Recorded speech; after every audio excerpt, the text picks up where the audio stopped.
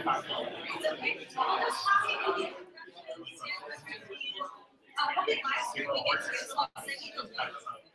you can watch it.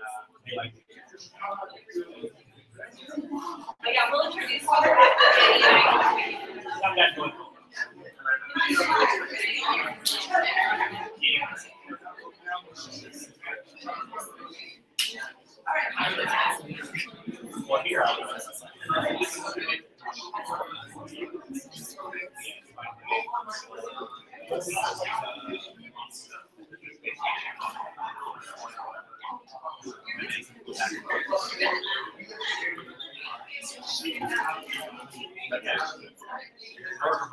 All right, hello.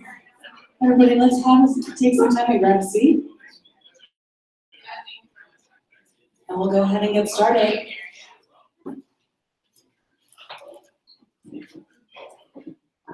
First of all, I want to thank all of you for coming here and joining us at Galvanize today. How many of you are here for the first time? Show of hands. Wow, awesome. Welcome, folks. Welcome to Galvanize. For those of you who don't know who I am, my name is Jenny Engard. I am the Student Success Manager here at Galvanize. And it's my awesome duty to shepherd the amazing people that you're about to see through the course of their program in a non-academic fashion and make sure that everything runs smoothly behind the scenes. And I'm really, really proud of this cohort. Like, this cohort has done some incredible stuff in terms of working together and with another company within the space. But I won't get into all of the technical details of it, because if I did, it would be horribly inaccurate information. But I am really, really happy to introduce you to the people that can speak to this. But before I do that, I'm going to introduce you also to our partner relations manager, Kara, who will introduce our panelists that will be speaking to these folks today. Lots of introductions. Hi, I'm Kara. I think I've met most of you in this room already. If not, I'm the Partner Relations Manager here. I work on the careers team, particularly to work with employers, to connect them directly to our graduates. I love seeing some faces that I've been emailing back and forth with for a while, so thanks for being here. Part of my role and privilege that I have as a Partner Relations Manager is in engaging awesome industry expert panelists to be a part of this event, to be interacting with our student presenters in the open Q&A sessions after each allow every student to actually talk and dive deeper into the things that they're already presenting about. So with that said, I'm going to pass along this mic, let every single person introduce themselves and talk about what they're doing right now. Hi everyone, my name is Kyo. I'm a Walmart engineering manager at Creative Marketing Group. Hello everybody, my name is Ken Predoshi. I do engineering and innovation at High-Tech Electronics. Hey Galvanize, my name is Danielle and I'm a software engineer at Brio App Studio, which is a software consulting company in San Francisco. I'm Brian Douglas with BW and the Internet. I'm a developer at a company called Netlify. We take the net and we simplify it. Give an initial round of applause for our awesome panelists doing this for us. Thank you so much for being here. That said, I would like to introduce you to Josh Wyatt, who is our lead instructor who piloted this open source project, as well as Sean from Lenda, who is the partner and actually initiator of this whole partner in the first place. So I'll hand it off to you two to kind of give an introduction of the project and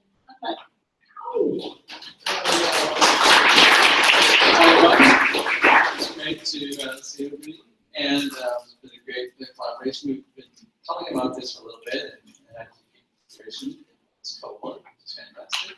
So a little bit about us. Lenda is a kind of next generation mortgage lender, completely online. We do honest, fast, transparent loans. And one of the opportunities that we have, we're actually here located on the 4th floor, so that would be great to work with Galvanize and the students. We had a need to actually put up a dashboard on our TV that's in our office. And we didn't really have the bandwidth to do that. We talked to Josh and figured out, hey, can we do something together? And part of the idea really is giving the students leeway to come be creative about the dashboard, but me acting as a stakeholder and product owner to say, hey, these are the things I'm looking for out of the dashboard. And that hopefully has given the students a little bit more realistic or representative example of how it actually works in the corporate world when they do go full-time in engineering. You're going to have somebody saying, hey, this is what I want, right? But also giving them leeway and creativity. I think the students have done a great job, by the way. Spoiler alert. And being creative in implementing what I wanted. And also, I think, as Josh will speak to as well, give the students a way to collaborate together in a team, which that's likely in a company, as well as mixing it up halfway through the project as well, where people actually take over other people's code, which is another thing that you have to do when you're working at a company, and refactor as well based on the learnings that you have as you. So I think the way that it was structured, and Josh will speak more to, is each group kind of did their own thing, and then all the groups came together to figure out how to be standardized this going forward. And I was happy to have a little bit of my team involved, my engineers as well, who are previous bootcamp graduates, also spent some time with the team talking about what it's like to work in the corporate environment, what it's like to be a bootcamp graduate. So I felt a lot of that. Yeah, Sean, the vision that you had for the product was a real boon for us to have something so amazing to work on, and your generosity with your time and your ideas was something that I really valued us as a class. So I really appreciate you reaching out to us to work together with us. We were very, very lucky to have him in the building with us, and it's one of my favorite things about Galvanize is all the crosstalk that ends up happening. So my name is Josh Wyatt. I'm the lead instructor for the G52 Web Development Immersive program. I've had the privilege of working together with these fine engineers for the last 6 months and have watched them blossom from just learning the fundamentals of the JavaScript application to, as you're going to see, building some really exemplary pieces of product here. In an environment that was very complicated and realistic, with a lot of grace and efficiency and collaborative skills. I'd like to introduce the project. We call it Databraid. This is Sean's also contribution. The Databraid dashboard is an open source, microservice architected, customizable dashboard application that's intended primarily for use on a large office screen. It's actually a collection of standalone full stack widget applications that we refer to typically as widgets on the team, that were then published as standalone NPM modules and integrated into an encompassing dashboard application. In the current iteration, the Databraid dashboard provides 4 different widgets. The first is for Slack channel monitoring that actually provides sentiment analysis on the Slack channel that it's monitoring. We have a second widget for real-time location-specific departure times to catch the most efficient transit option to get to where you're going after work, including when you need to leave the office. We have some data visualizations for GitHub organizations, including on repos, milestones, PRs. And fourthly, we have a widget intended to display pertinent spreadsheet information from Google Drive on the dashboard for the team to be able to keep track of. The application was built with a really wide assortment of technical tools, kind of staggering a little bit. A very partial list of them, which includes React, Redux, GraphQL, Express.js, PostgreSQL. The application utilizes half a dozen third-party APIs and seamlessly integrates 3 OAuth authentication flows into the centralized dashboard. During this entire time, the team actually utilized a DevOps workflow, working inside of and developing inside of Docker containers. We utilized CodeShip, which is a CI and CD tool for our own continuous integration as well as continuous delivery to many AWS resources that we're using, including ECS, which is the EC2 container service, which houses all of our API containers. S3, we used RDS for our database, and there was actually quite a bit more services that we used as well. This was all done in a really automated fashion across literally a dozen different repositories, all within a larger Databraid dashboard GitHub organization. This presentation is going to begin with each of the, when we began this project, we broke our classroom into small 3 or 4 person teams to begin work on a full stack standalone widget. In this way, they got to work initially in a more traditional way, traditional meaning what you tend to see coming out of boot camps, and not have to worry so much about the collaboration across teams yet. Each of these 4 standalone widgets will be presented initially with the team members who made the most serious contributions to them in their initial iteration. We'll be taking panelist questions between each of those presentations. After we finish all 4 of those widgets, we'll take a brief intermission, and then we'll come back and talk about the really interesting technical challenges that we faced when we wanted to take these 4 standalone widgets and integrate them into a single application. We'll talk first about some of the things that happened on the UI, integrating them into a centralized dashboard. We'll then talk about things that happen with the data layer and to integrate all of these originally standalone applications into a single Redux store. And then we'll conclude by talking and giving some examples of the DevOps workflow that we've been working through, taking panelist questions between those 3 sections as well. So without further ado, it's my pleasure to begin introducing to you the G52 Web Development Immersive graduates. We're beginning with the team who started work on the Slack widget. So without further ado, here they are.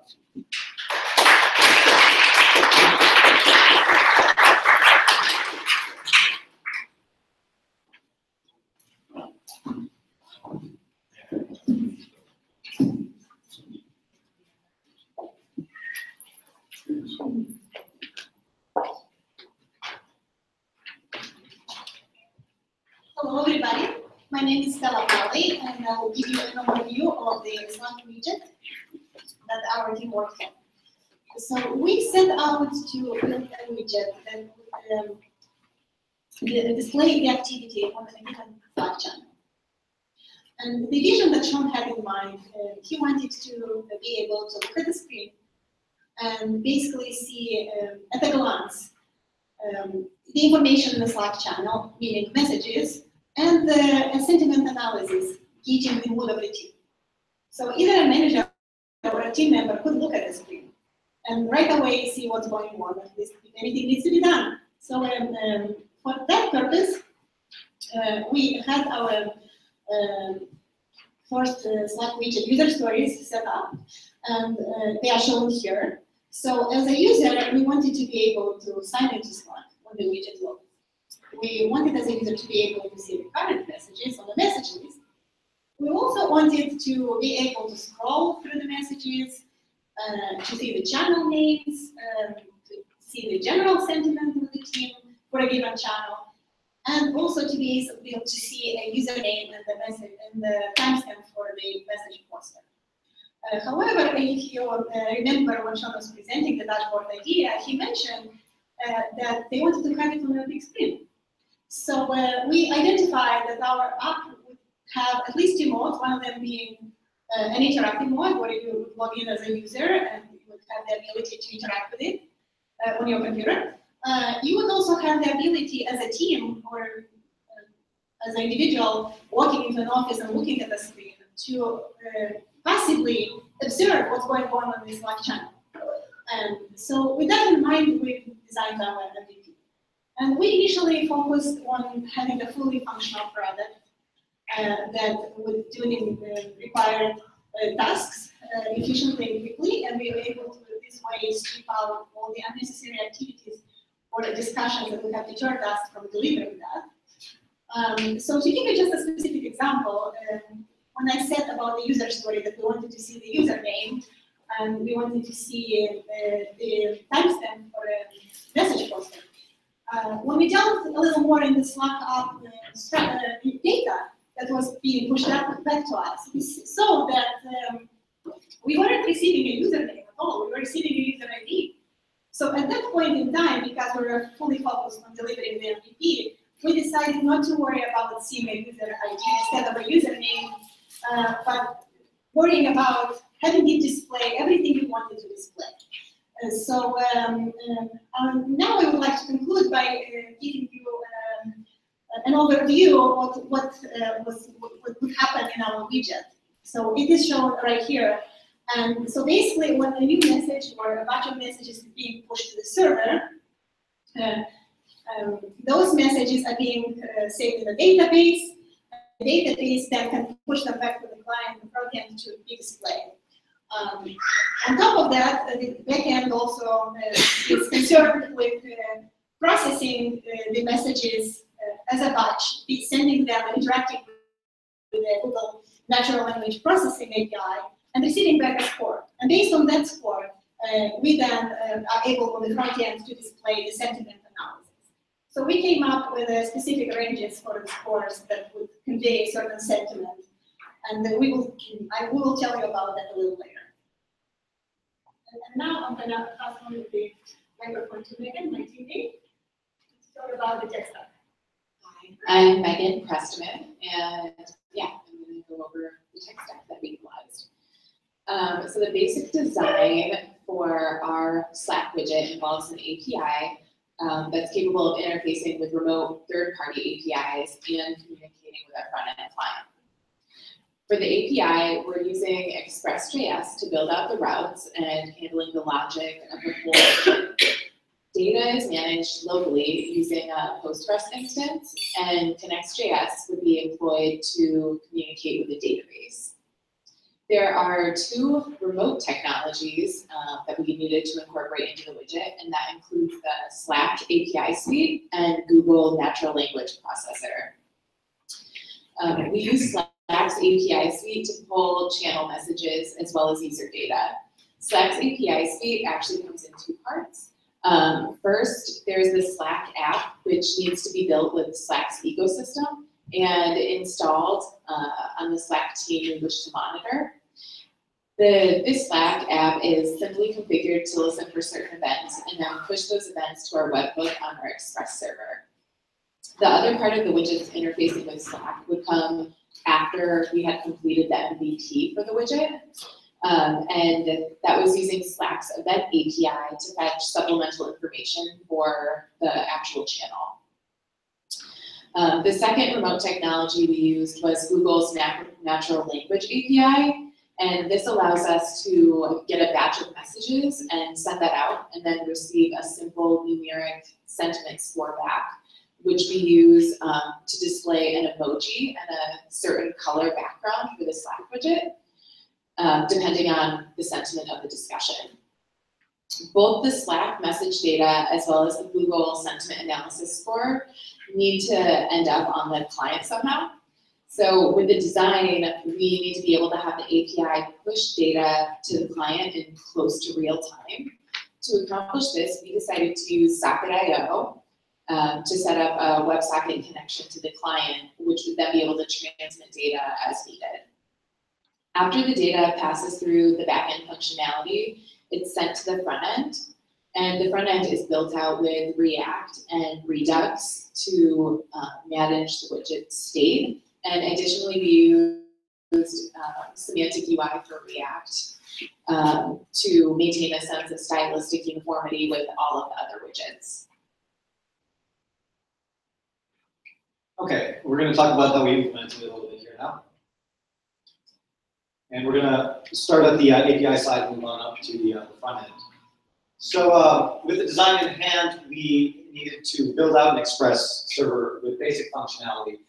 Basically, all I needed to do was be able to handle the message being pushed from the Slack app to our webhook, and then also later on to handle any basic functionality to fetch channel information from our database after the MVP. So this is a similar layout to what you all saw in the previous slide that Stella used. It's just a little more specific with what's actually happening to the messages throughout the process. That's also a little more server specific. The first challenge that I had to deal with was figuring out the Slack information. Slack's API, they have a number of APIs out there. I've never actually dealt with something like that before, so it was a good challenge. They had a few changes over the last year, so another challenge was figuring out which tutorials to actually learn from and pick and choose that. And in the end, we ended up putting together a Slack app that was successfully listening for the events and then pushing to a server. Once, well, the other thing that I needed to do while developing was figure out how to expose my local host to the outside world. This is because the Slack API requires an HTTPS URL to push the events to. So there were two options that we encountered. One of them was ngrok, and one of them was local tunnel. They were both fairly simple to understand, but again, I was new with it. They had some quirks, and we ended up settling with local tunnel just because it made the development process a whole lot easier overall. With that. The message data then also needed to be figured out how to push. So we're talking about this portion here, pushing down or pushing up rather to the client. And we ended up, at first we were thinking we could do long polling where the where the SPA would constantly be pinging the server. But we decided that wasn't a very efficient method because there could be long periods of time between when one message got sent and another. So we ended up setting up a WebSocket using socket.io and pushing the messages directly to the spot. I should point out also that this was a nice design choice. They were talking about design earlier. We didn't know how long this part, Megan's the part that she was focusing on, would take to process the sentiment analysis. So Megan had the very good idea to first push the messages separately so that it was as near real time as possible, and then later push the score. And in practice rather, it's pretty quick. It was a good idea. Lastly, I did spend a little bit of time studying OAuth, both in general and specifically in the context of Slack, and that work ended up helping out later on with the final version. So, moving on to the next portion here, I'm going to hand back to Megan. Yeah, I worked on the sentiment analysis portion because I have an affinity for data, so I was really excited to work on that. And I focused on using the Google Natural Language API to generate the sentiment score for the discussion of the current channel that you're on in the Slack widget. The sentiment score is a numeric value that denotes how good or bad the sentiment of the text is. So it doesn't necessarily detect actual emotion like anger or sadness, but it kind of gives you an idea of happiness or frustration with the discussion.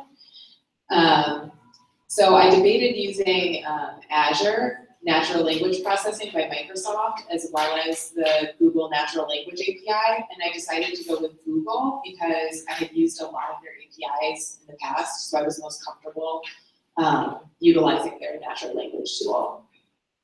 I used PostgreSQL and Connect.js to retrieve messages from the database and then send the sentiment score back to the database once it was generated.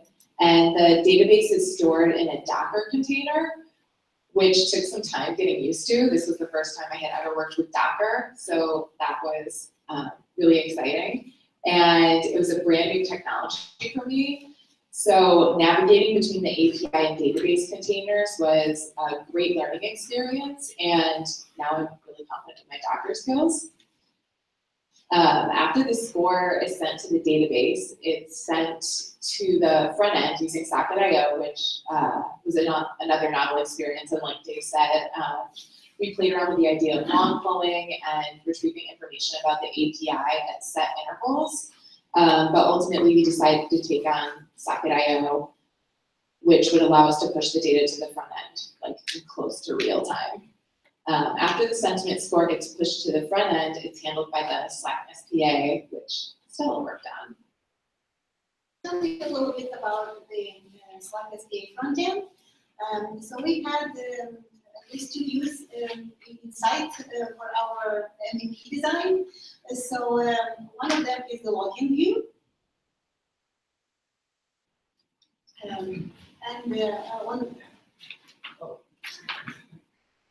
One of them is the login view, and when the user's first time opens the widget, they are supposed to see a screen where they can click on the button and connect with Slack.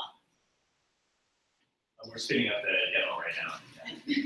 And so, as connected with Slack, and his or her credentials, at that time they are able to see the second view from the end, which is the message list. The associated information. So here you can see the login view. connect to Slack, I just mentioned. We actually logged in already, so you didn't see the transition through. But this is our message view, which has a toolbar. And on the toolbar, if when a specific user is logged in, they are able to have their pull-down menu for the channels being populated for the channels that they subscribe to. So in our case here, we have the development channel, the dev channel, the general, and the random. Each one of them has messages associated with it and scores associated with it. For the sentiment analysis, we have that are reflected on the toolbar, background for the messages, emoji that is showing, is displaying the current sentiment on the team. As you can see, also the messages have all the information associated with the message poster, the content, the timestamp, and the user name. So for our choices in terms of tools, for the front end, we chose React in conjunction with Redux. Just an enzyme for our testing needs. We've used Airbnb as link for code consistency across. Besides that, I personally chose to incorporate Flow as a tool for type checking. And I was really excited, number one, to learn the tool and to get really comfortable with using it. And my second reasoning behind that was to be able to jump into the code base and refactor it without running the risk of having complicated errors or confusion as to where the errors occur. That help a lot with that. To have a lot of refactoring scripts later on. So that being said, finish our presentation for the Slack widget. Cool. Okay. Thank you. Now, just very briefly, we wanted to touch on some of the next steps that we were considering. As included, this project was kind of unique in that we started here, and that's what we're presenting, and then we kind of shuffled around a little bit. So a number of the next steps, such as getting the channel information and user information, like Stella pointed out, to actually display were handled by the team that followed us. And that was composed of like Curtis and Johan and Tyler. They did a lot of good work on this following presenting here today. So I appreciate that. The things that we'd like to see future developers possibly do is one of our ideas was we were going to be able to click here and then show a trend history for a channel. We thought that was very valuable data for like a manager to see how each channel was trending over the last month or year.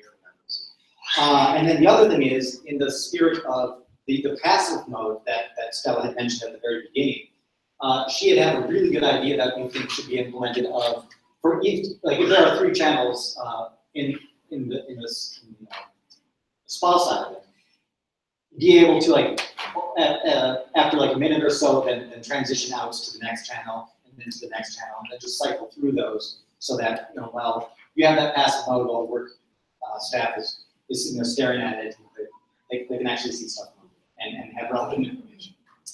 And at this point now, I believe we are prepared to take questions.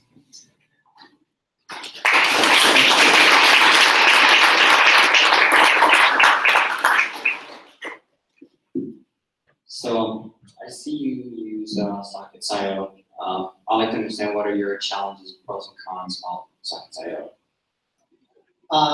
Sockets.io simply works, so I don't know of too many cons offhand, but we're using it, I would imagine, in a very straightforward manner. It was a little bit of a challenge to set it up in the development environment because, again, we needed to figure out that way to expose our local host. But once that was done, we stood it up and it works. Like the hardest part of all that was watching local tunnel crash on us regularly, but plugging the monitor, and that's only for dev purposes, so we're going to worry about that. So you mentioned local tunnel. So what would you do to prevent yourself from watching that all the time? I would pay $60 to ngrok and have a dedicated subject. That was the main difference. So thank you for an excellent presentation. This is great work. there's no right or wrong answer to my question. It's merely an opinion on your design decisions here. So I see first and foremost that you've used natural language processing APIs from Google, which is great. When you came up with that sentiment score, was that sort of an aggregate score, or was that just sort of the latest snapshot, one step at a time? Right now it's an aggregate score, but we were thinking there would be different possibilities in the future. Maybe some people want, like, depending on how active the channel is, you might want to base it on a certain time period, like batch by every 5 minutes or something, or you might want to batch by a certain number of messages, like 50. Great. So it could be a recency or a logometric price. Now, given the choices you made regarding going with sort of the Google API, one of the hottest use cases right now are Slack bots in the industry. In fact, there's sort of a daily conversation, so hey, can you use, as you may recall, Google's acquisition of API.ai as a conversational or chatbot API sitting on top of Slack. Where they, if you were advising a client or a customer as product managers, not just developers, around how to add a conversational layer on top of your data and convert this into a, how might you think about this from a design and a use case perspective? What are the things that come to your mind? We had a couple of different ideas for rendering the sentiment score, and we came up with the idea to do the emoji because we thought that's like the most interactive and the most intuitive way of displaying emoji. And we also thought to make it more obvious within the whole dashboard, we would use color along the toolbar and potentially in the background as well, so that it would stand out a little more and be more obvious. Yeah. So you mentioned you guys use Jest in the front end in Enzyme, but you didn't talk about a bit about the back end of how you do error handling. So yes, sending 404s and 500s. Did you guys encounter that, or do you have processes in there to keep that in mind? Basically, did Slack go down while you did this at all? I'm sorry, Slack what? So did Slack ever go down, or did you have experience in that? We never experienced that. Again, like our primary focus on this was delivering an MVP, making sure that the whole process was proven out. We also didn't have a way, I suppose, of making Slack go down, unfortunately, because I'm sure that would have backfired on us. But no, we did not have any sort of testing suite for that contingency. The testing suite, I think, was further developed, though, following the initial MVP. Hey, so I thought you guys did a great job. It looks like you integrated so many different technologies. So I would just like to ask your team as a whole what you thought was the most difficult technology to learn and to integrate into your application. I can start with that. For me personally, it was wrapping my head around what was happening with Slack. Much of our experience prior to this was the other direction, I'll say. You know, so we would have a front end that would ping our API. For this, the data was all flowing the other direction.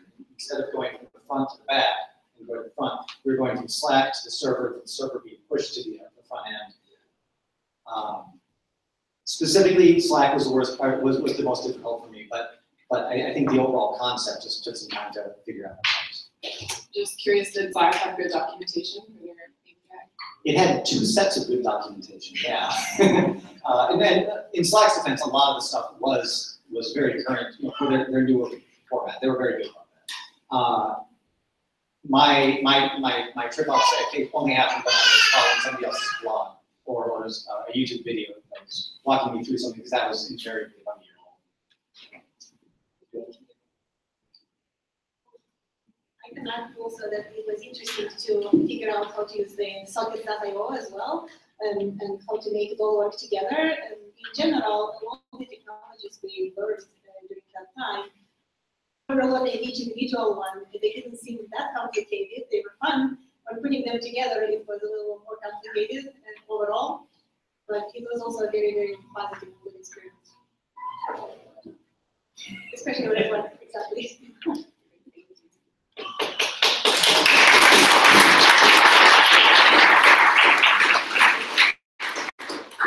Now we're going to hand it off to the Transit app team, and sorry, how we're going to here. Now we're going to hand it off to the GitHub team.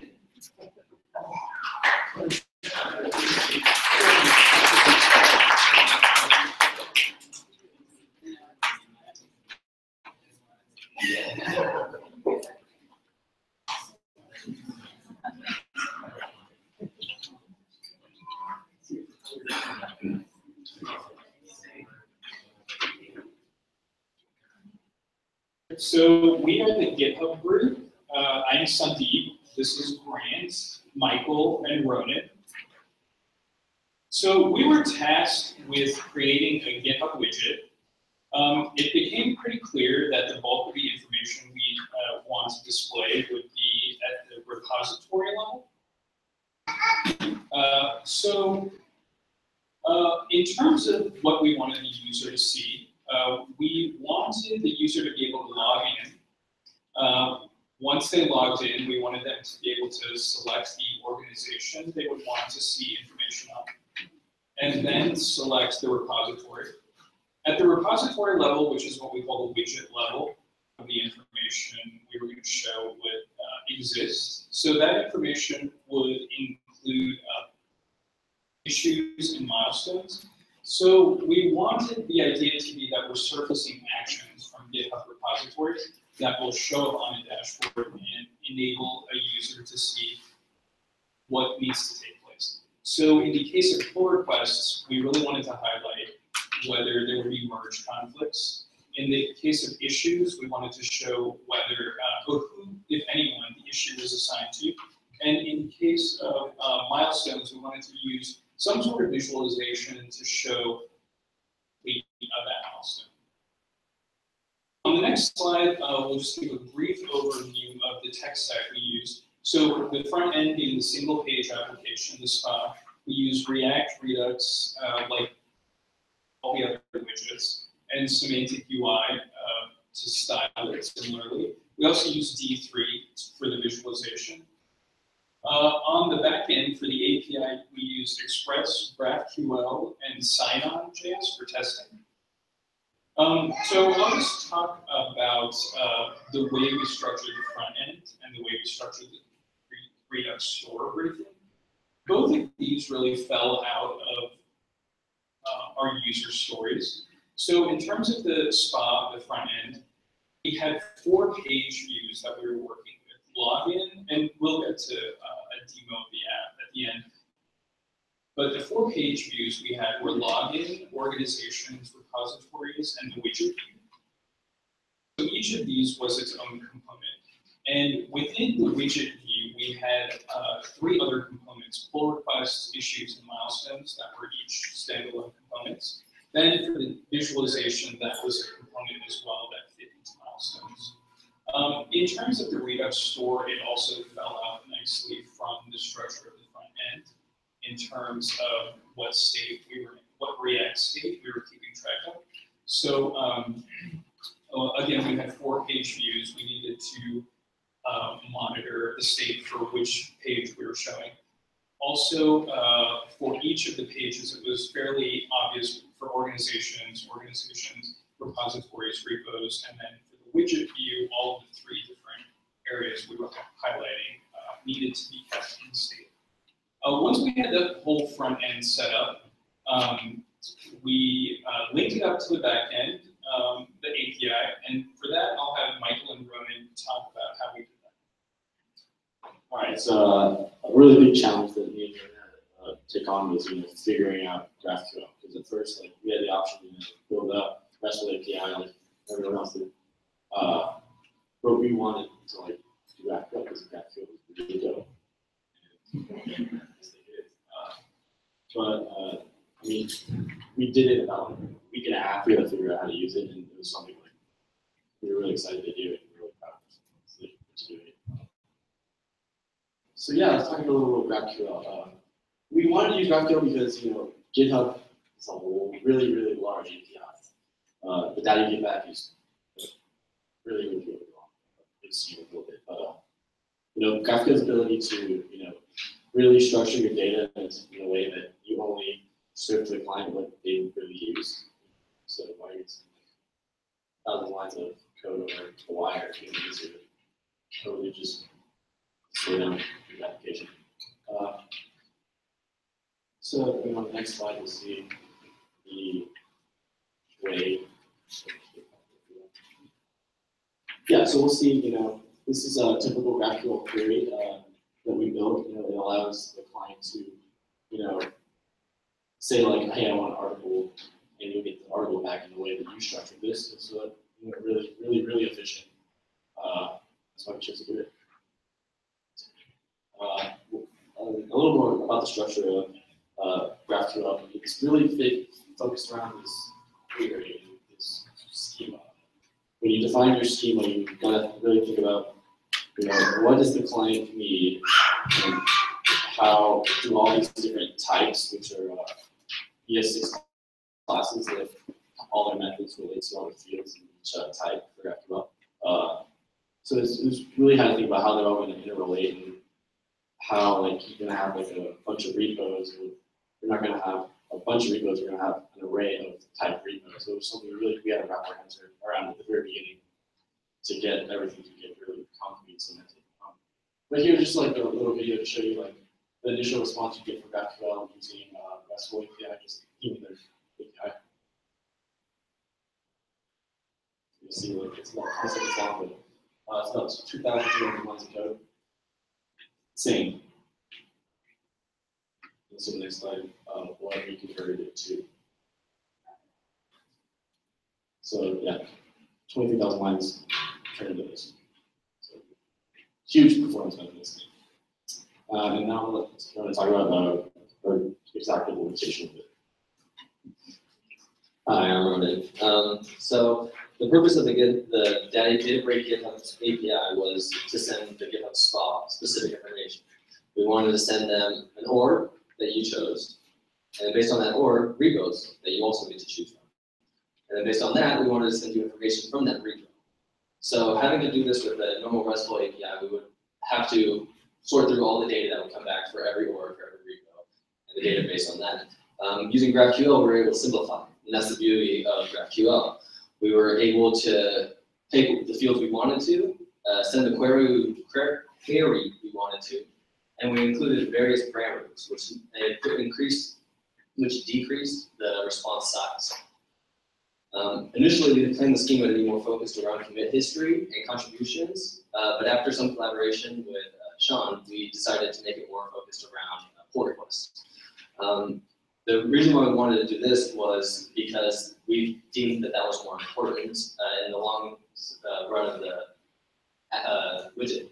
So this was a big refactor to our code. We had to refactor the entire code from commits to pull requests. So having done this, we became really familiar with the API and very confident with it. So when we started to work on the back end with this refactor, we were able to modularize it much more. Here you'll see the old schema where we only had one query type where we constantly sent back the same data to access deeper and deeper information. And we only had 3 types. If you look at the next slide, you'll see this is what we ended up with, where we're able to access more accurate information and send smaller responses back. This made it much easier to work with the front end, and also it's allowed us to do all the organization on the back end very simply. But in order to get all these information, we did need to log in. So let me introduce you to Grant, who's going to present OAuth. Right, thanks so much for coming. My name is Grant. In addition to working with Sandeep on the front end, I had the privilege of working on server-to-server interaction that gave us an authentication strategy. This is a really great opportunity for me to experience the normal, consistent industry, normal industry experience in the sense that I got a really chance to stick with the project and see it from its flashbang initial phase into its extremely long tail where we worked out all the kinks in the UI. But that's really where it ended. And so I think it's really important to start where it began. And where it began was with a deep dive into GitHub's voluminous API. You can really slice and dice queries from the API a whole host of ways. So I realized that I need a time-tested technology called spreadsheet to deal with this one. And this is just a picture of the various GET request queries that we thought we might need to really pull off this project.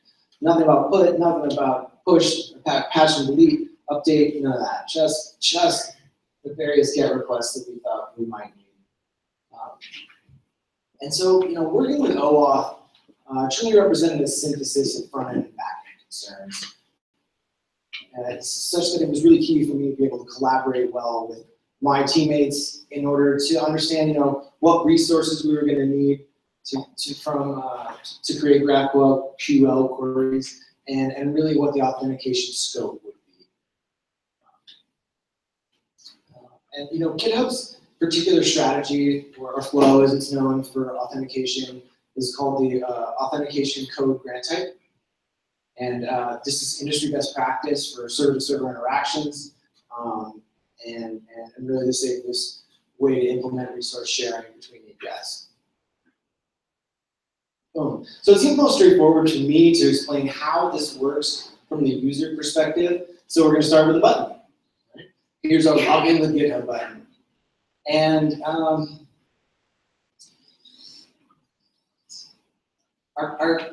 login button represents its own endpoint, or it represents an href. On the front end, we're going to end up on line 41 right here. We're going to end up triggering this href, which was refactored eventually to be a environmental variable, such that we can make seamless transitions from development and production and keep the same string interpolation up here. We'll keep track of this little portion right there. And when we hit this button,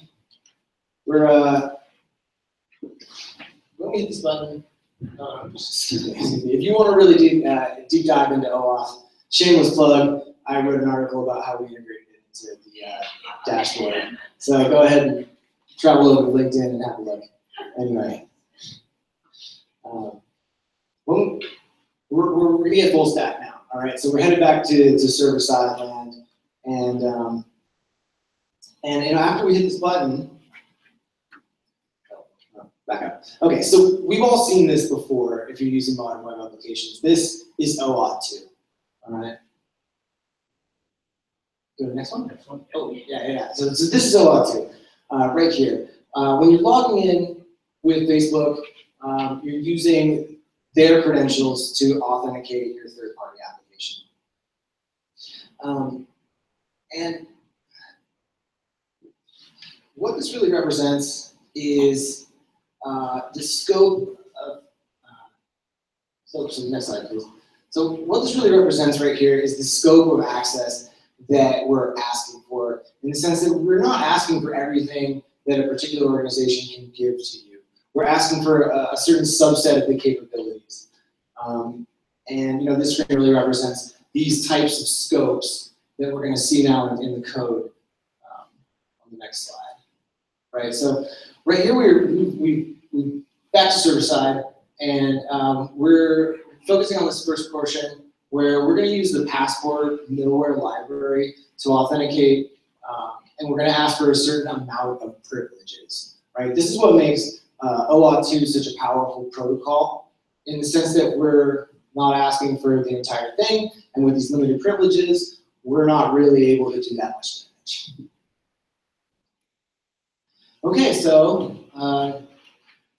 let's say you hopefully give us some consent, right? And you want to use our application, right? That's the whole goal.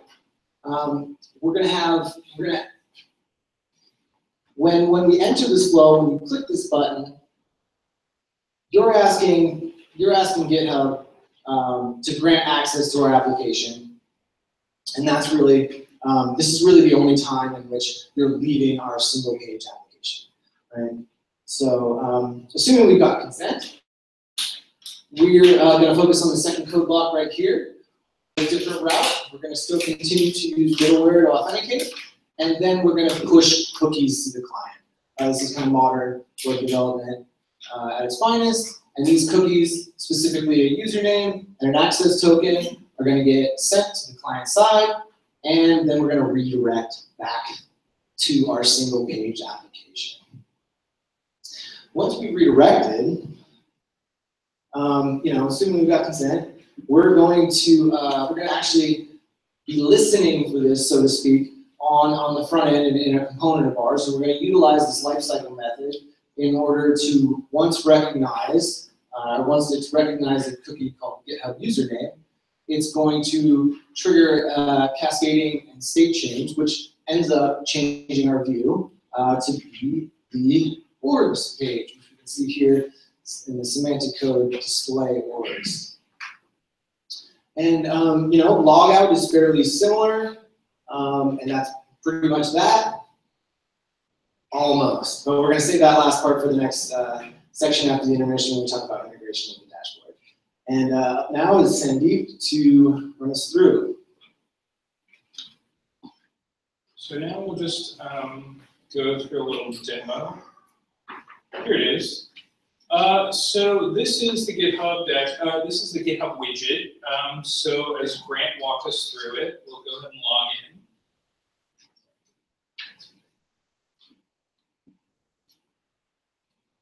Which redirects us. We've already logged in as as Josh. We're on Josh's computer. So here we have actually, Josh, could you just go back one? So this is just the organizations page. You have to set your organizations to public in order for the API to be able to deliver this to the dashboard, or the widget, I should say. So we'll go ahead and select an organizations here. Organization we're interested in. And this is the list of repos. It'll collect all of the repositories in that organization. For this one, the GitHub spot. And this is just what this dashboard looks like. We've got a little red X if there's a merge conflict. If the issue is assigned to anyone, that's not often the case. GitHub is one of those things, as I'm sure you all know, a lot of functionality to it, and not everyone utilizes that functionality.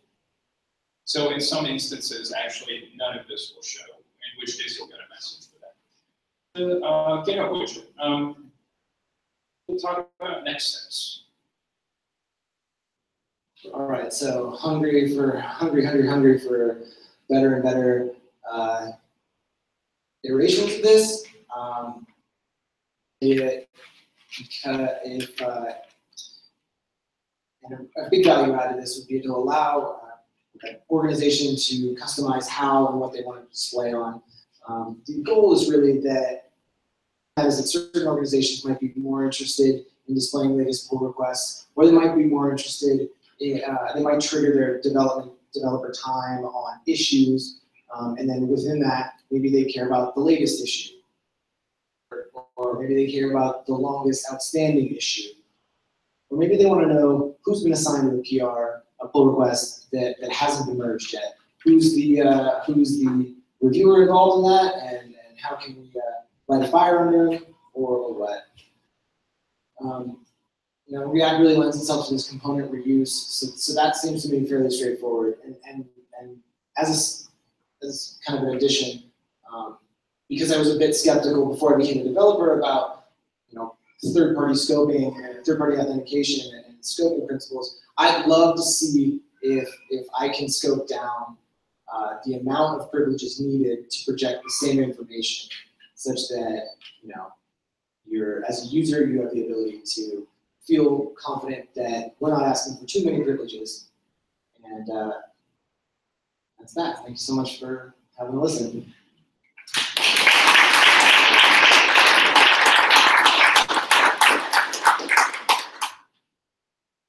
We'll take some questions.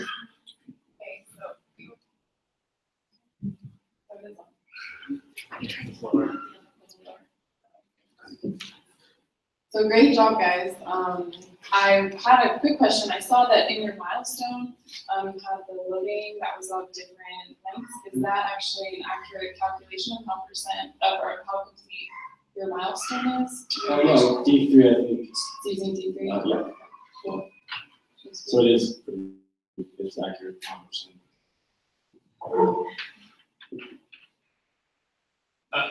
I actually have a few questions. So you guys jump in if you want. Actually, I can switch to the ladder. So if you guys want to stop me, go ahead. But you guys actually hit on a lot of things actually I do day to day. One being GraphQL. So I'm curious, you guys had the GitHub v3 version of the API app. Did you guys get a chance to use the v4 at all? So we did realize that the v4 was out for GraphQL specifically. It isn't totally stable, so we wanted to stick with something that was more stable. It also gave us the opportunity to learn GraphQL from the ground up. So it was, we decided to end up going with v3. Good answer. So I have another question for you, Grant. So you mentioned GitHub does, with their auth. I'm not sure what the actual term was, because I actually personally have not heard of it. The authentication code grant type. Okay, cool. So you mentioned it was the safest, but were you able to look at any other solutions outside of this GitHub? Correct. Mostly, if you're going to use, like, there's a couple more. If you're going to use an implicit grant type, you're going to have to be the resource owner, and you're going to want to, it's mostly for native applications. We can kind of think of that as partially like I'm a Canadian and I want to go to the United States, and because crossing the border and because I have a passport, the United States trusts me or Canadians to issue correct passports. They're going to appreciate that and allow for that interaction. And the other types, there are client to server types that the names escaping me, but they're a little bit less secure. They usually involve just 2-leg as opposed to this 3-layer security type. So if you can go from server to server, which is how our architecture works, in the sense that it goes from our client to our server to the GitHub server, then you're going to actually affect that's the safest type of interaction. Does that answer your question? It answers the question. There are some other, you might have been fishing for like JSON web tokens, is another one. So that's just the client and the server, but there's also like JSON web signatures that also will go server to server. But more food for thought to look into as the next leg. Sorry, I don't mean to jolt everybody so many questions, but I forgot your first name. You had mentioned there were multiple states. Sandy? So you had multiple states and stores for different pages? Yeah, I mean, it was one state, but in the state, we had a variable monitoring which page we were viewing.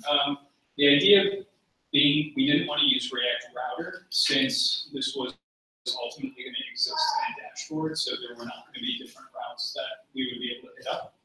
So we needed another way to just change the page view and cycle through that without. Okay, cool, that makes sense. Thank you. I didn't want to cut you off, but I really want to answer your idea about the job tokens.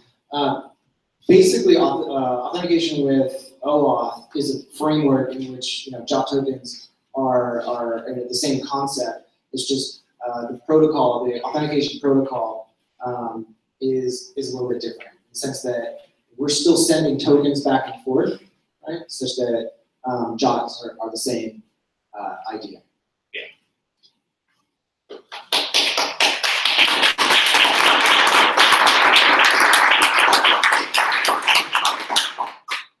So we're going to ask the transit team to come on up.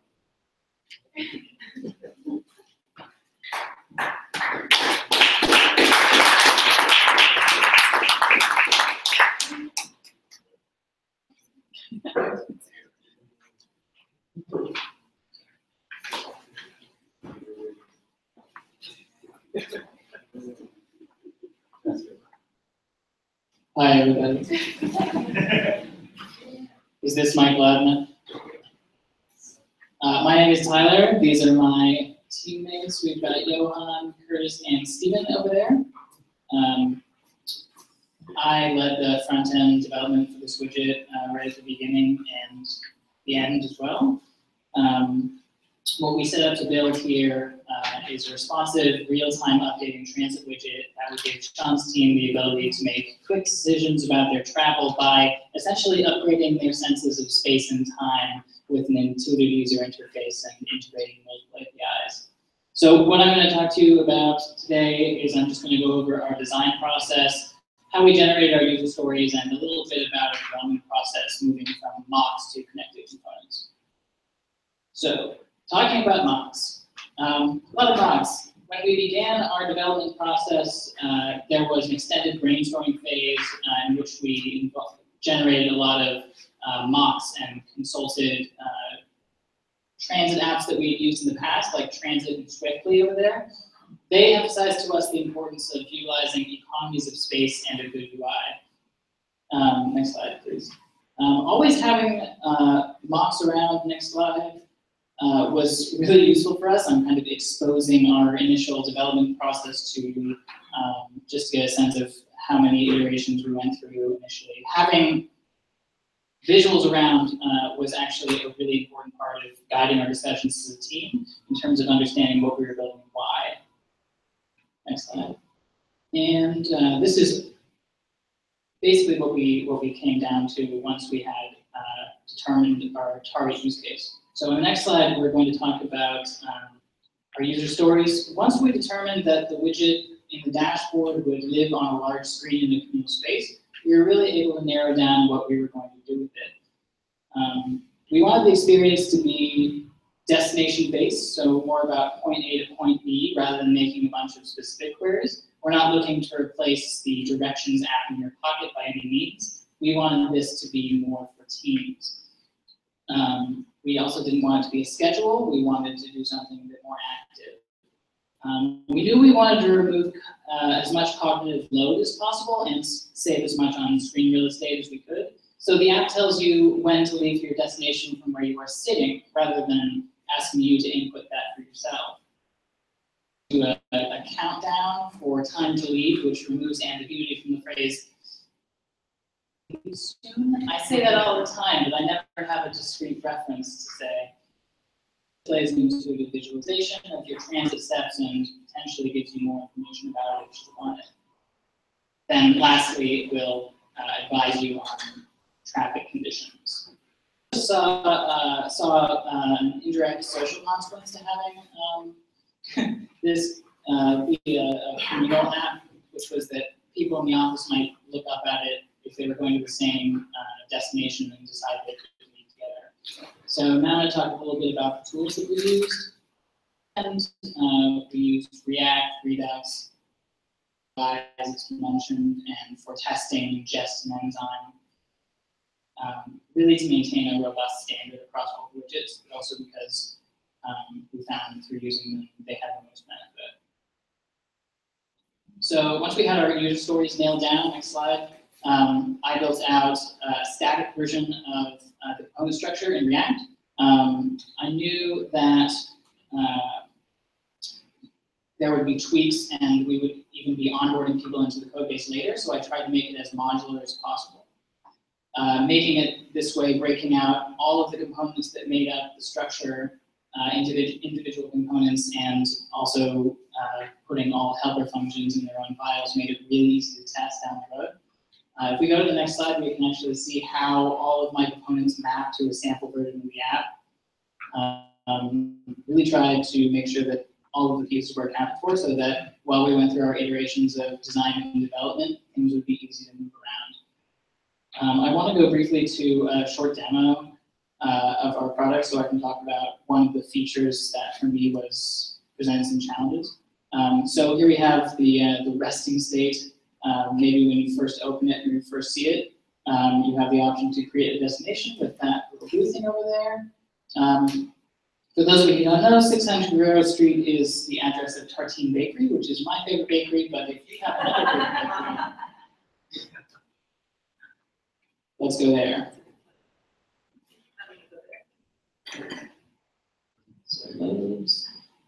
Yes.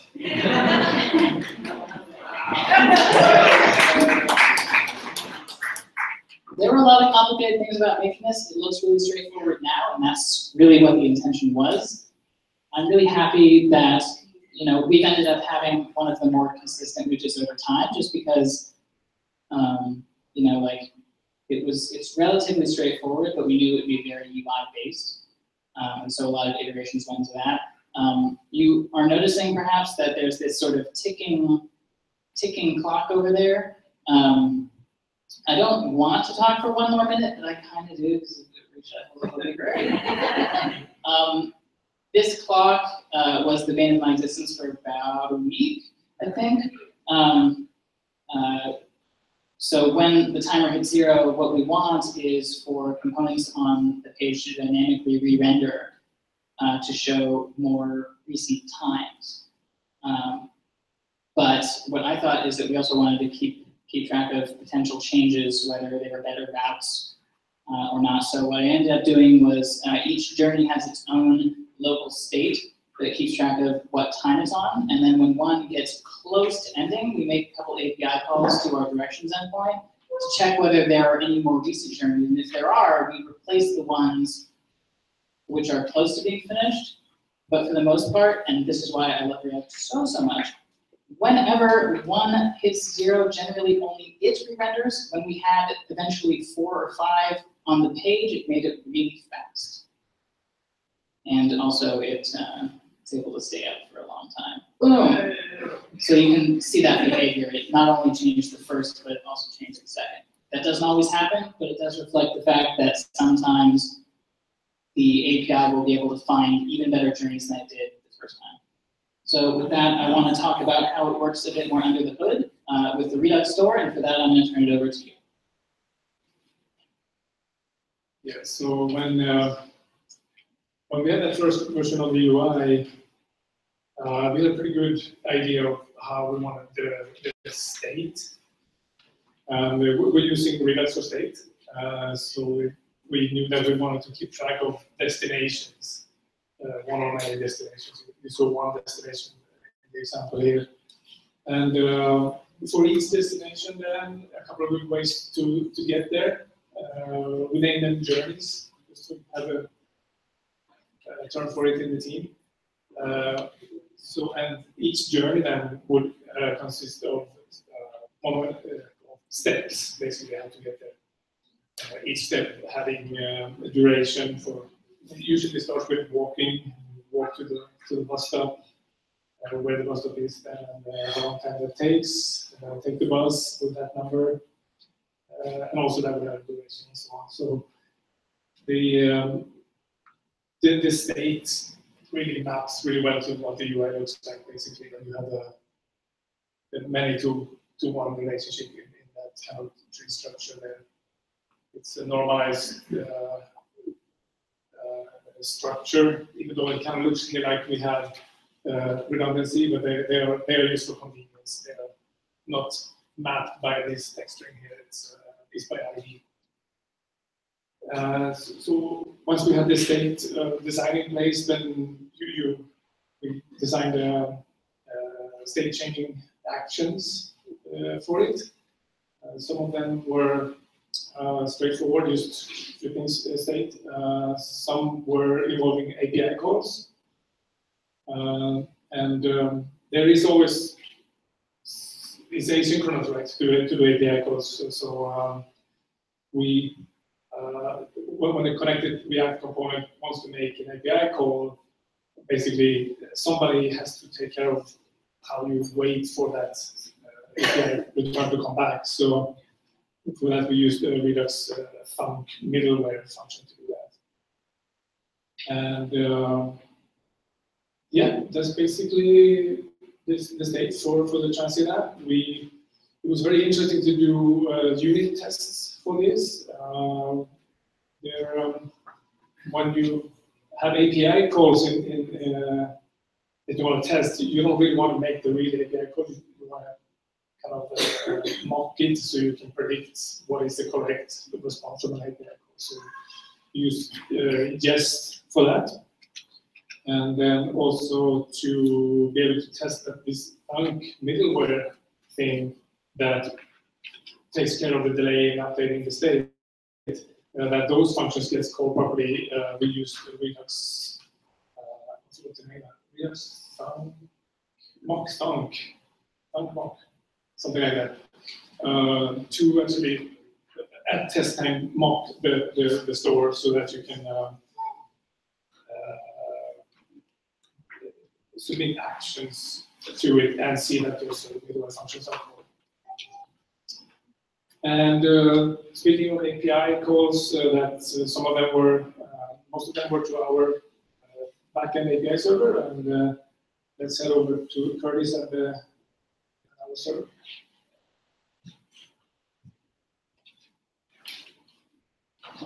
Okay, good afternoon. My name is Curtis Hauser, and I'm going to be talking to you a little bit about the transit API part of our widget. What are the primary responsibilities of the transit API is simply to return public transportation options to the front end. Initially, there was over 30 of the transit authorities in the Bay Area alone, so we anticipated having to incorporate multiple third-party APIs into our front-end application. So deliver things like stop names and locations and route information.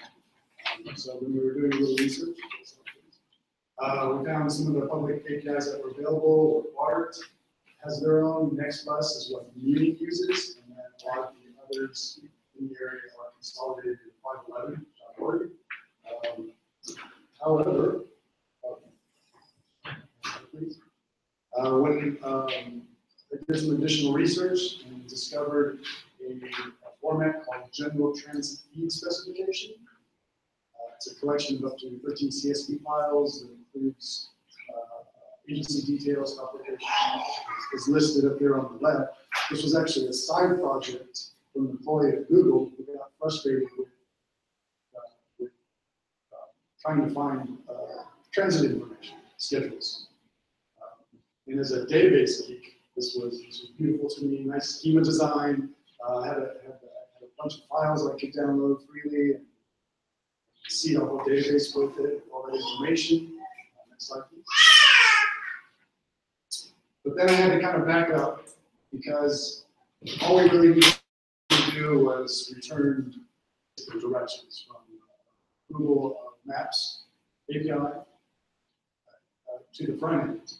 I'm sure everybody has used Google Maps before. You can have multiple ways of querying Google Maps. Typically it's driving, but you can do transit, bicycling, walking. So when we were doing a little bit more research, I realized that the information returned by the Google Directions API gave us basically everything we needed.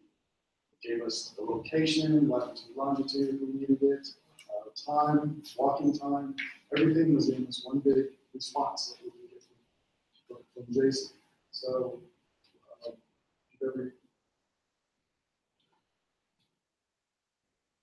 So ultimately, all we really needed was one endpoint on our server. And typically, when you query the server, query the Google Maps, you get one result, but you can have a little flag, 4 results, what you're seeing there. So that's what was returned to the API, or to the front end. And I would take that information, we picked off the best 2, and that's the 2 that you saw. And then we actually, once we got everything actually working, we found this little edge case that we referred to as the Coy Tower edge case.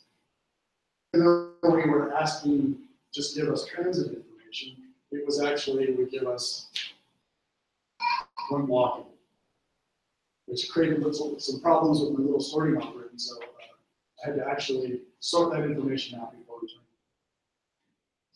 And so for future improvements, there's a lot of additional information that you can use with the transit API. You can say, I just want to take a bus or a subway. A lot of times you get information that puts you on a train down Market Street with a bus. Additionally, you can add this extra stuff, add additional filters to say, I just want to take a bus, or less walking, or fewer transfers. The information that you get back Google Maps Directions API actually has all of the polylines with the routes that you see on the map. So maybe at some point down the road, there would be the option of the widget to see the route. Choose to. And that's the directions endpoint. We also had a alerts feature as well. And that's what Steve. Now there is one piece of information which the Google API did not give us what you wanted, which was traffic and transit alerts. So we found this 511.org API, which is kind of it's traffic information for the whole Bay Area. And while this API didn't give us the transit alerts directly, we were able to use regex on the alerts itself to kind of parse the information for which bus lines were affected and to send it right over to the SPA for us to be able to know whether or not each journey is on time. Hover over it. And oh yeah, for testing these API routes, we used a sign-on to mock API calls. Any questions? I think it's a beautiful application. I like the UI a lot. I also wanted to comment that I like that you guys did your research on looking at the different transit API options. A lot of times, you know, even I was instantly thinking, oh, use Google Maps API, but it was like, I was like, oh, it's great. They would, you know, they're very thoughtful about looking for all the options. So that's good. Actually, I didn't even have a question in mind.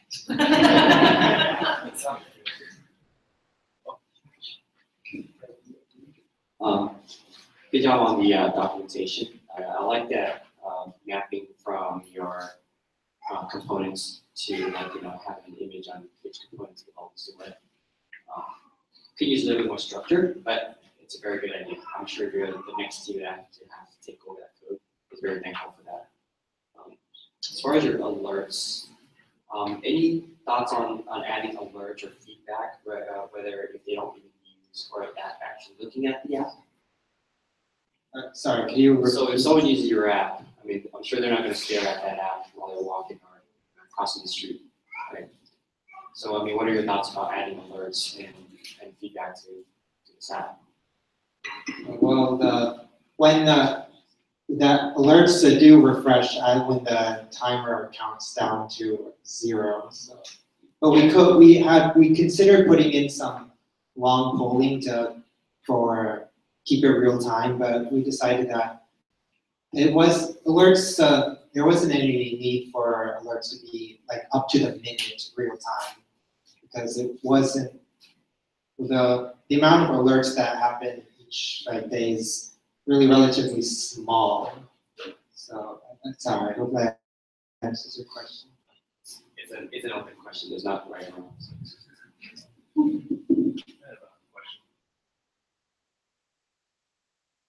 I only have 2 questions this time. First one's real quick. The images I'm looking at, are those images you guys sourced from somewhere else, or did you guys create those? So one of the things that the Google API returns to you is information about what transit they're talking about. At first, I tried to parse that data, like looking for those icons, but I found that to be very inconsistent. I ended up writing a really large parsing algorithm because sometimes it would be called transit type and sometimes it would be called like stop icon, and sometimes it would just be called icon, it wouldn't be in the same place. Eventually, I kind of pulled my hair out and thought, oh no, I'm just going to source all of the icons myself from this local area, and any time that we run across an icon which doesn't exist, we get the route information that's displayed next to it as sort of a helper. But since this app, since it uses Google Maps, you can kind of go wherever you want. I wouldn't advise it. I don't think most people leave work and go to New York, but you could do that. Josh is going to do is, if you want to see some of the limitations of my approach, this is the perfect example. Come on, let's go.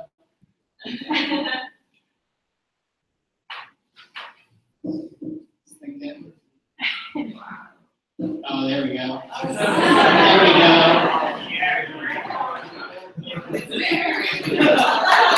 See if I can get close enough. I had another question about, it was interesting to hear your approach to getting thunk into your Redux actions. Did you guys did you get a chance to explore anything else besides thunk? Is there like other libraries like sagas or observables? We went for thunk. It was part of our kind of like our lectures and curriculum to look into that and use the Redux thunk for any async kind of like as a middleware for the store. So yeah, no, we didn't explore other opportunities or alternatives. Yeah, fair enough. For an MVP, it makes sense. But yeah, this one now. Yeah. More questions?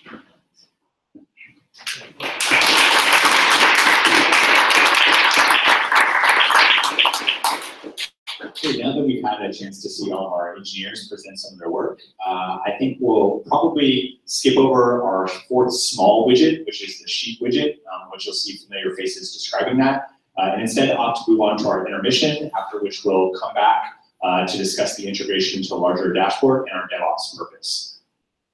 The current time is 3:52. We are on a timeline, so let's say we come back at 3:58 and start at 3:58 sharp, which is 5 minutes. Thank you.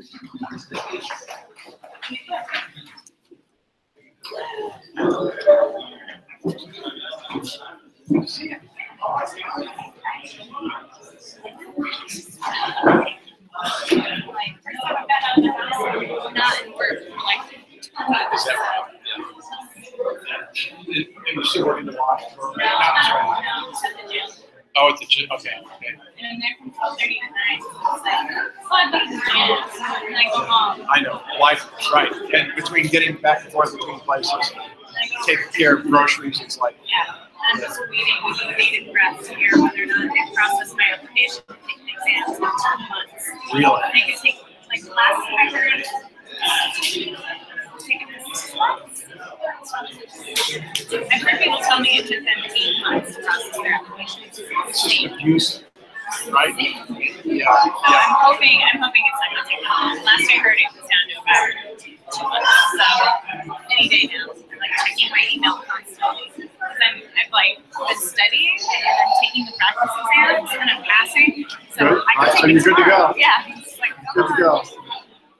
It's too bad it's not a regularly scheduled deal that they do or anything like that. It's they need tech people to come in and make things better instead of just all paper. The screen. Great. Well done.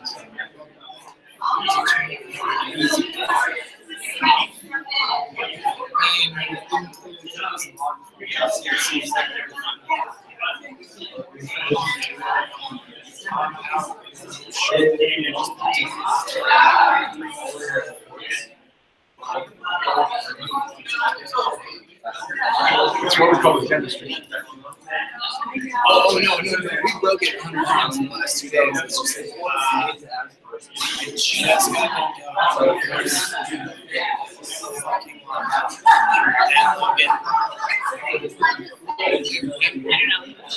We could have faked it, but actually, I'm showing demonstration.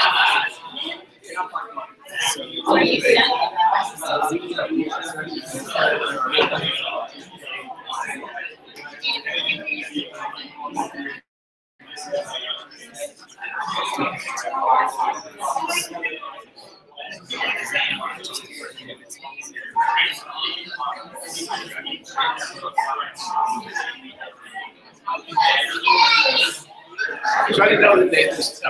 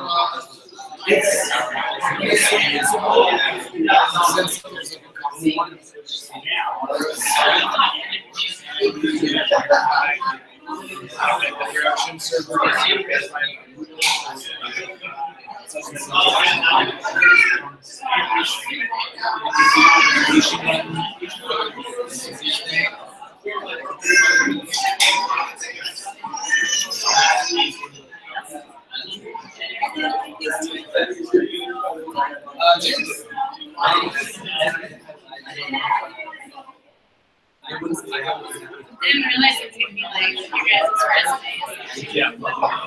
Sorry. Format.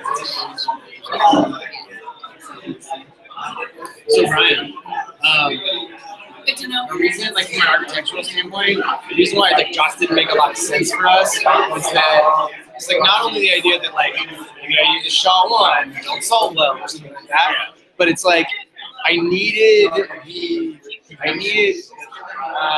authentication from like I would have to do API key in addition to doing that hashing algorithm. So it would have been like more processor time and probably more trips across the wire. Such that if I just used them and leveraged their technology, came on. Yeah, that was probably the interesting one. For so GitHub has their version because they historically work on a Go and a Rails infrastructure. If you were to bring all that stuff in front end, all your processing, what was your widget? Yeah, so if you brought all that logic into a .NET file and then that power in front end, and you weren't using GitHub, but you were using like a server, JWT, so which actually is safer than GitHub's implementation. Really? Yeah. So I guess the reason I asked the question is because you mentioned the word safest. Well, using the safest in that context. Authentication mode is the safest form of OAuth 2. But what you're alluding to is that GitHub doesn't do it that well? No, not what I'm alluding to. I'm just alluding to that there's other options out there. Sure, yeah. So if you make a statement saying this is the safest, you should be clear that this is the safest for our use case because we're using GitHub's API, not that this is the safest for all. It was an open-ended statement, so I just wanted to see how much research you did outside of that. So to find out whether or not your safest was an open-ended safest or if it was because our use case is using GitHub, this is MVP, and this is the safest route because GitHub already did this. They have enough money for us to trust it. Yeah. It's more understanding the why and not the how. When you go into interviews, you definitely want to know the why. So someone and you present this project, and they're like, "Hey, I did this. This is how I did it." They want to know why. So like, one of my questions like, "Why'd you use Redux stuff?" Well, it's because it's the easiest one. It has the most documentation. That's a great answer, but you have to know you have that answer. Like, be prepared to answer that question. Or why'd you use React? Well, because we learned React, and React is cutting edge, is the best thing. But, so, yeah, keep that in mind when you do interviews. Always have a why rebuttal. Yeah, because they're probably asking why. Cool. Good job, though. Thank you.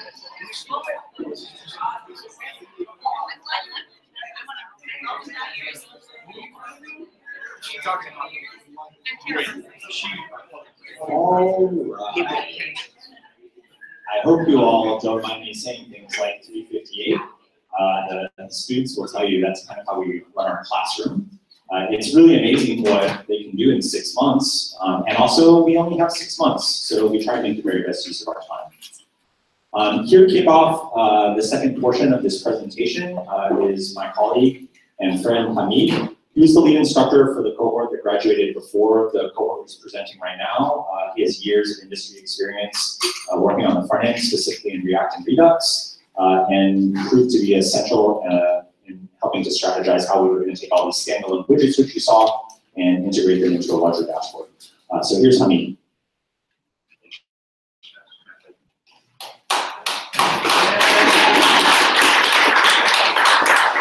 We love clapping, especially the cohort or the G42. That guy, Marty, he started the whole project.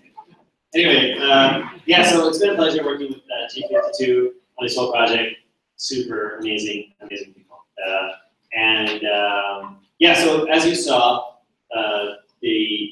what was presented to you guys was these separate standalone applications that were like single-page applications that displayed some information about various states and APIs. But we wanted to pull them together into a bigger dashboard and display it. That's obviously the final product, right?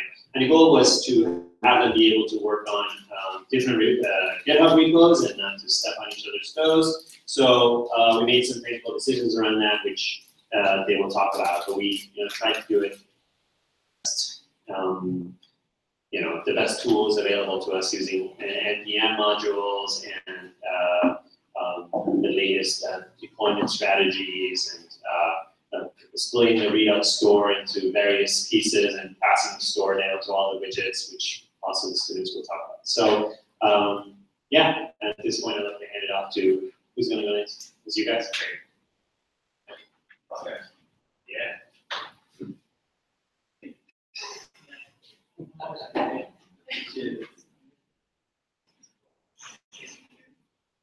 All right, so we got this. Yeah, there we go. All right. So as far as the integration goes, once all the widgets were built out, as you just saw, we needed a dashboard in which to house them.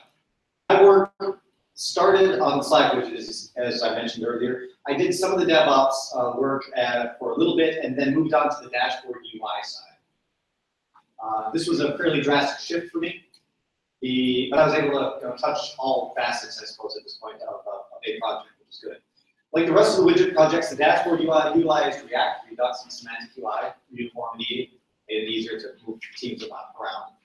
Our dashboard also needed a layout manager, and it was there was a utility called React Grid Layout, which was chosen largely for its simplicity, and that had at least one drawback, and I'll explain that in a little bit. So if we could open up the dashboard here.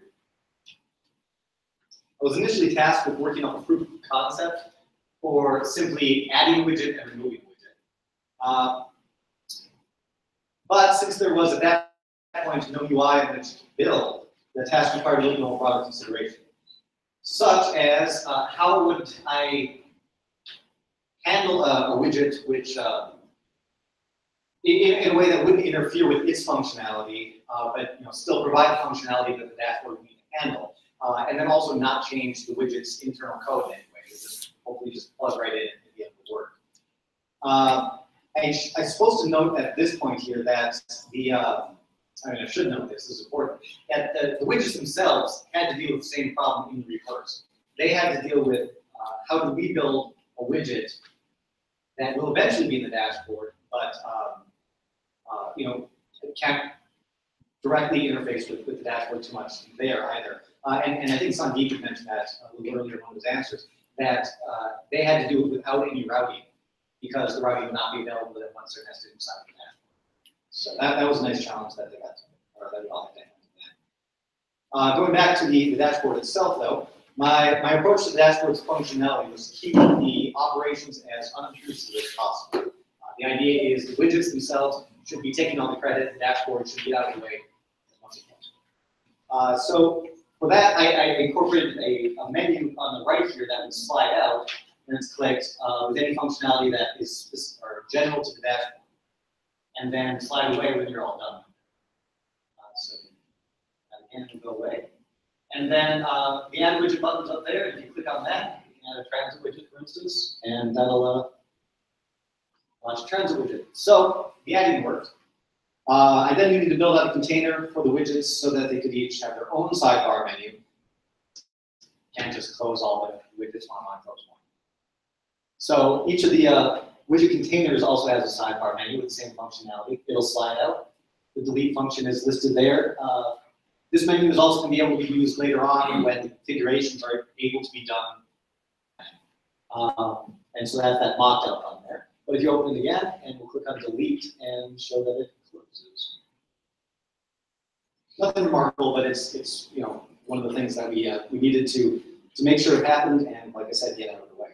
One of the biggest technical challenges that I dealt with on the dashboard spa was handling the widget, placing the new widget in the grid React layout. So this is the thing I mentioned a little bit earlier. React grid layout doesn't have a native way of positioning it in an ideal spot. You know, if it doesn't know where to position it, it will put it down below, and that's not exactly what we wanted. We wanted to find the next available location that will fit, given the XY coordinates of the preferred XY coordinates of a new widget, as well as the default width. So the other thing that I needed to figure out how to do was do it mathematically instead of having an algorithm that kind of figured it out easily, but also had to go through like 5 nested loops to figure it out.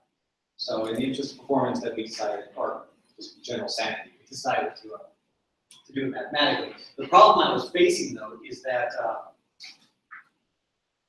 after I built everything out and did all the testing, it didn't quite place it in the right spot. So when it's placed in the first one, that's nice and easy. So if you want to add another one here, that'll place it in the upper left-hand corner.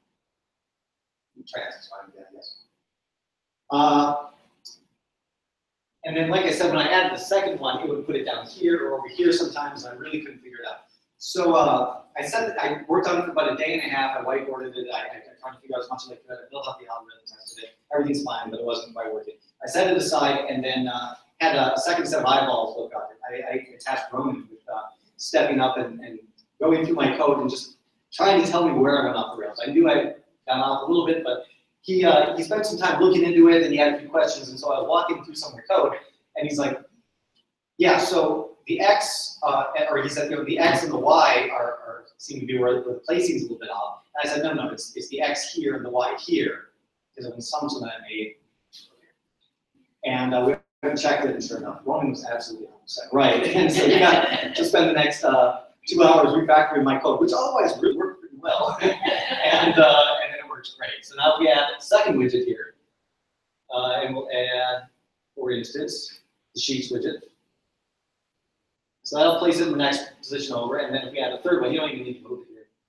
The third one, it should place it right here because this is the next available space highest up, and it does. And so we were very happy with that. It's actually work. And he saved me like a day and a half of work that would otherwise have done in the scrap file. Finally, in the spirit of making the dashboard functionality as unobtrusive as possible, there is one more feature that we added on, and that is the lock button. So if you extend the main menu here, we've got this lock option. When we click on it, it will solidify everything in place, so nothing's able to be dragged around, and it gets rid of all the extra black line widgets. So now it's clean out of the way, and we can focus completely on widgets. So yeah, that's pretty much the rundown of the dashboard stuff. Questions? So at this point, I can take questions. Did you guys think about incorporating responsiveness for these widgets so that we don't have like the cutoff? Absolutely. And in fact, React Grid Layout does have a responsive feature to it. When I inherited the dashboard, that had not been worked into it, so that is definitely the next step. When we resize this, it resizes, but it doesn't resize on breakpoints the way that a responsive application would. So that would be the next step. So the sidebar that comes out, what's handling that state management between toggling on and off? That is a feature of semantic UI, and the state is handled entirely in Redux. Okay. So yeah, we handled state of the entire thing just like the widgets in Redux. And to close the actual widget, you have to actually click that bar again? You do, yeah. That would be another next step also is if a click out here or something would be able to. Yeah. But in terms of state, the only way I was aware to do it, and there may be a better way, but would be to basically do an on-click for the entire thing and try to figure out which parts of the entire thing were not actually in the. That sounds like a lot of work. It does, but that would certainly warrant more investigation with semantics. So see if they have all. All right, thank you very much. The next step here, Tyler is going to. Good job, Dave. I actually did some early work with the dashboard spot back when it was primitive and different than they do today. That was when we had the first widget in the dashboard. There was quite a struggle. Now we have them all there. What made that happen? Well, our next presenters will tell you. Come on up, other presenters.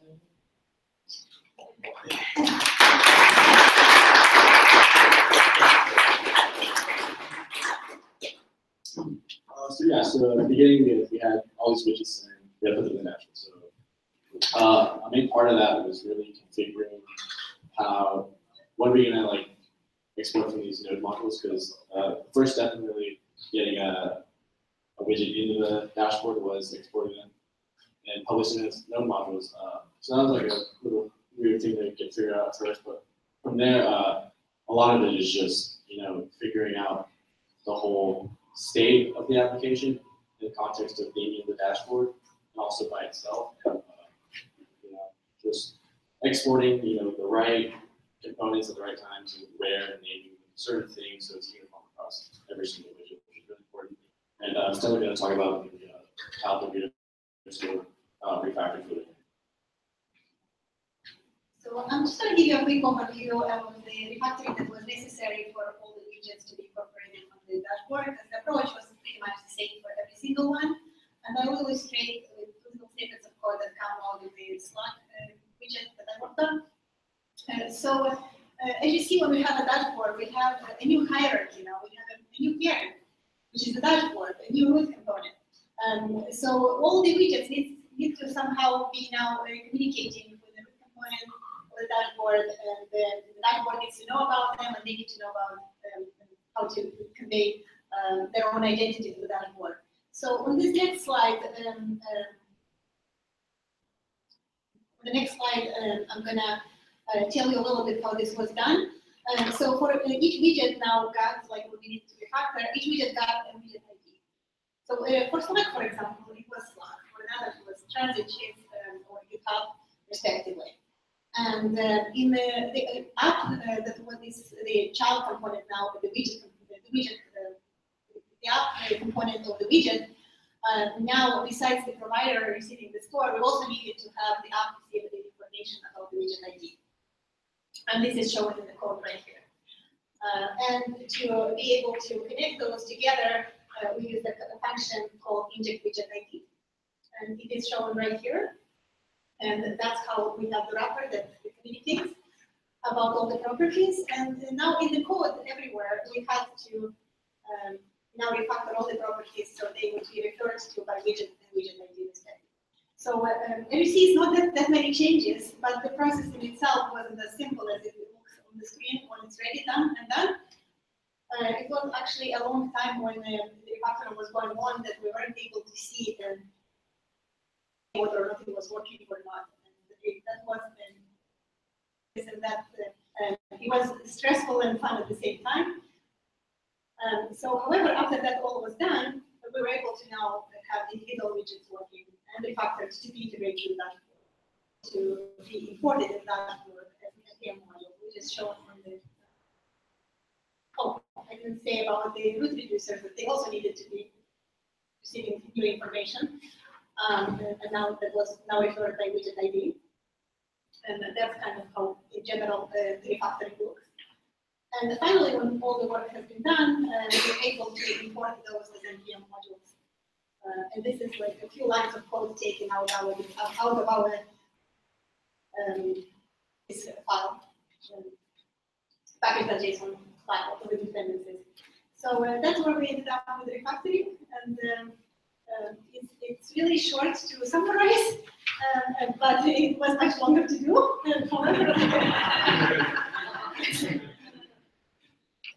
So I guess that is it. Any questions you have? I just want to say for this presentation, all the other ones, that you guys have done an excellent job describing your processes with code snippets as well. It's really easy to follow.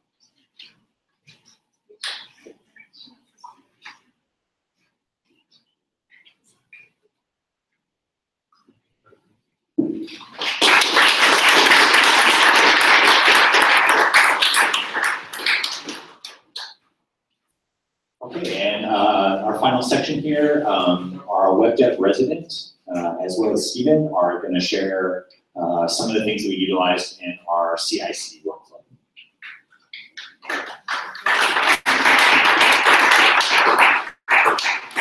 So a bit about our continuous integration and delivery pipeline.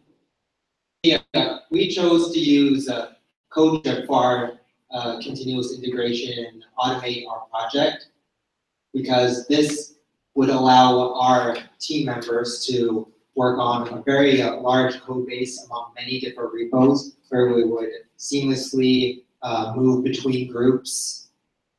There's code, and we would not have the fear of accidentally pushing up buggy code to master.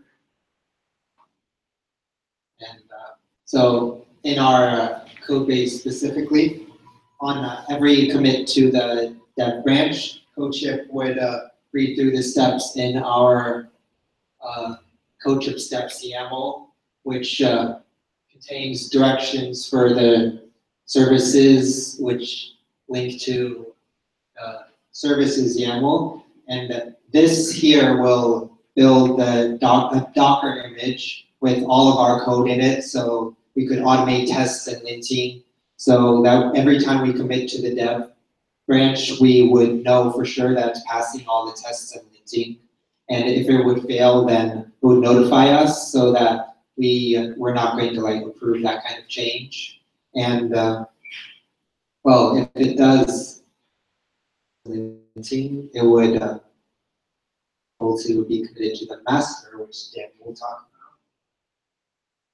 All right, so when the code is committed to the master, this is where a lot of really cool things happen. But before I get into that, I want to highlight a couple of different things. So first, with CodeShip, one of the really cool things about it is that it encrypts all of our Docker Hub information, our AWS passwords, and our NPM registry passwords. It encrypts all that, so we do not need to worry about any of that. And before I get into the pipeline, I do want to talk about AWS, as this is where everything is hosted. We use a lot of different AWS services. So first, we use the EC2 container service, or ECS, to host all of our clusters, which are based off of our Docker images on Docker Hub. Here are our EC2, our Elastic Cloud Compute, our EC2 Docker images. We use Amazon's RDS, the Amazon Relational Database. S3 for our files, so for our static dashboard SPA, as well as our environmental variables. We actually wrote a very cool NPM package that allows all of our APIs to go and fetch the environmental variables from S3. Graph52 for Amazon's DNS. And then we used ELB, the Elastic Load Balancer. So our backend is comprised of 4 different APIs. And so they're all basically microservices. And so an Elastic Load Balancer sits in front of each of those 4 APIs and directs traffic to our containers. And then lastly, we used Amazon's IAM, or Identity Access Management, to define our roles in the project. And so this, at a glance, is our entire CI/CD pipeline. It's quite impressive. So when you commit to master, which can only be done from the dev branch, CodeShip then, for the API, when you commit to master, CodeShip takes it and it creates a new Docker image that it pushes up to Docker Hub. Next, it defines a new task definition, which it provides to our ECS cluster. And so while that is happening, 2 new containers will spin up in addition to the 2 containers that we already have. And while these are spinning up, there will be a total of 4 different containers. And the Elastic Load Balancer will direct traffic to all 4. Once the 2 have completely spun up, the other older containers will spin down and will be backed to containers. Up, the containers will use our utility that we wrote to go fetch the environmental variables from the S3 bucket. And lastly, they all can talk to the database. So for the spot, it's a little bit different. When you commit to master, Docker builds a Docker image that will house the code, and then it bundles it and transpiles it into code that is readable by our dashboard. It will then take it, and it will push it with a new version to the npm registry. When we run our dashboard in our local environment, when you run it, it'll do an npm upgrade. It'll look and see if there are any new packages or npm new versions of the widgets. It'll update, and then it will spin up. And so why don't we go ahead and let's make a commit on our transit API. We'll just make a small commit. We'll change something on the README. And we'll go through the whole CI/CD pipeline.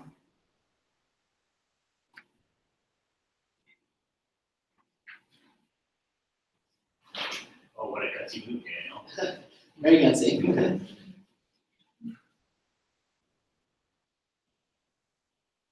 All right, so Josh is pushing up to dev. Very cool. Transit API, yes, we'll make a small small change to the README. Change something on there. Looks like we made a change. We'll go ahead and we will commit this, and we'll push it up.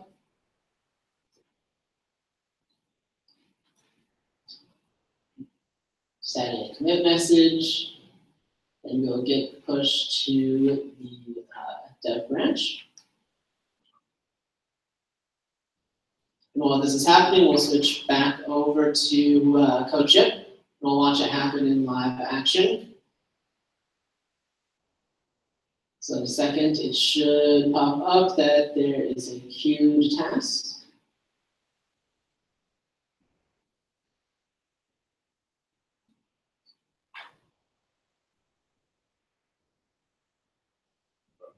Okay.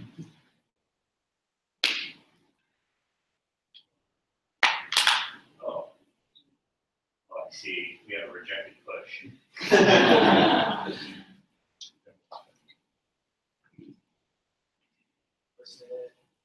We have a force projection, of course. Sorry, some GitHub difficulties, or Git difficulties.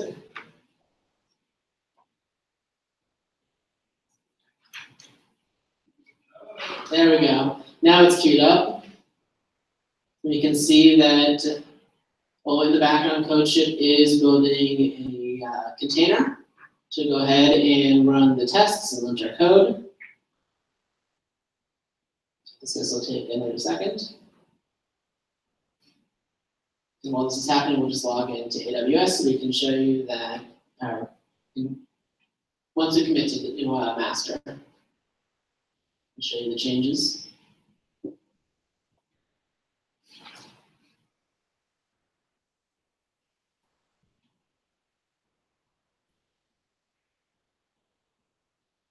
There we go, we have some passing tests.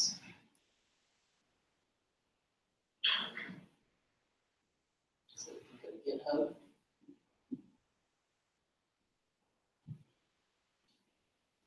We can go ahead and we can commit this code to master.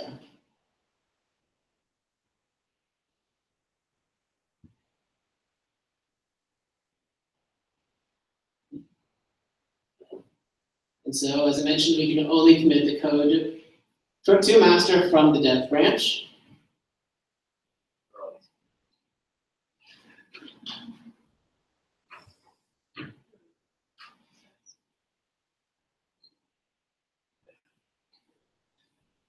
We should see in the dashboard that a new queue has been added. Right here, and it's building the container. It's checking everything.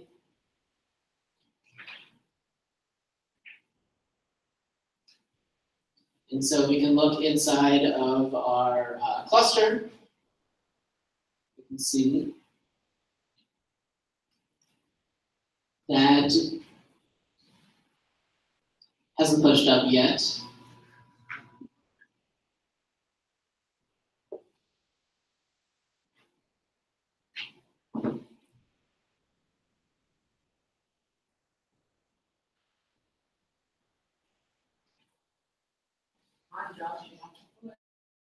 Yeah.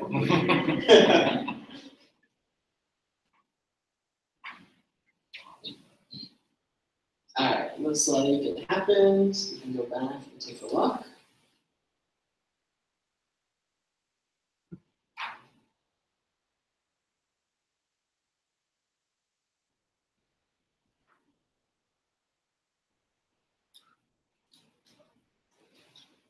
There we go, the 2 new tasks have started. So if we do Docker PS, hopefully we shall see that they were created 5 seconds ago. That is our CI/CD pattern.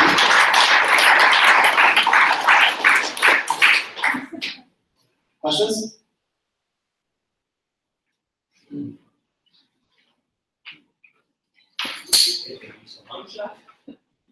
If we could please have another massive round of applause.